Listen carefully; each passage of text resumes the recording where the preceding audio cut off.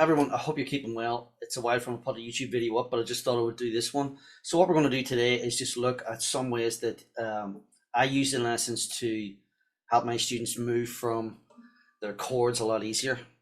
Specifically, the difficult changes like D and G. So what we're going to do is just look at what's going on and the mechanics of it and how we can make that a bit easier for you.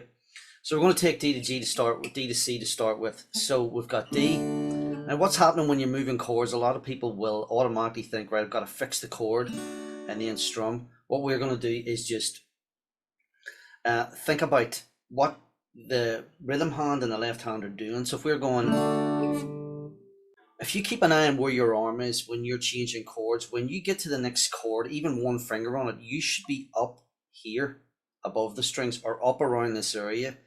And the idea is to try and come down on beat one of the next bar. So if you're working on a song that has too complicated a rhythm, like down, down, up, down, up, for example, that causes some problems because the double up will give you some issues. Even one up strum can give you some issues. So if we just went for the one finger C, so say I just do a basic rhythm, 1, 2, 3, 4, arm comes up, shift over, and then down.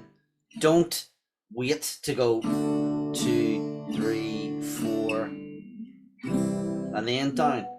You're wasting time on the timing. So the beat's going to be going way on ahead, and then it's going to take you far longer to stay in time. So we're going and then down. So it's down, bring it up, ready to go, finger on, strum 3 strings. Now obviously when you're doing that you can't strum 5. You're only going to be able to strum 3 and then down. So straight in.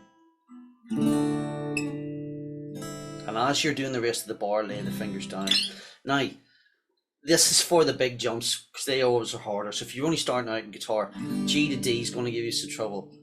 D to C is going to give you some trouble, and D back to G, and various combinations of that.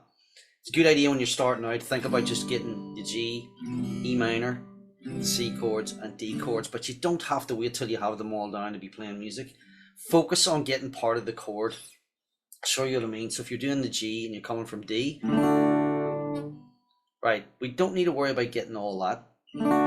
Just come up, get those in, straight down, down, come up, straight down, 1, up.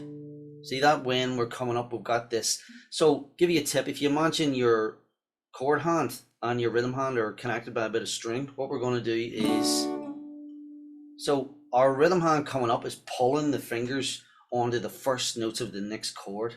Now you can use this for any kind of chord changing. Obviously through time you'll get better and faster at chord changing, but don't think at the start you have to be playing perfectly sounding chords and then strum, because that's going to create gaps in between the chord and the rhythm hand. So we're going,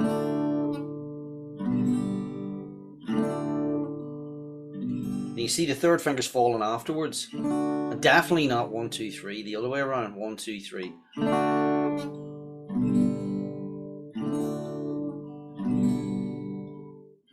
Now an important tip, if you're working through songs and you're having problems with chord coordination and connecting things together, put the song to the side for the minute and just work on the chord changing itself in a separate practice only for that, and then go back to the song. And if they're feeling that the rhythm is too difficult in the song, be honest with yourself and just say, right, this is a wee bit difficult at the minute, we're going to strip this back until I get these chord changes sorted out, and then we go back into the song again. That really helps my students. Knowing how to practice is an important thing, and making the most of your practice, making them quality practices and not quantity, is the priority. And it's working on those small roadblocks that are giving you trouble that's going to make it a lot easier. So I hope you find that easier. If you do, comment below, that would be great. And it'd be great if you would subscribe as well and help build the channel. I want to get back into longer YouTube videos the next few weeks and going into the future. So hope you enjoyed that, and I'll see you again soon. Bye.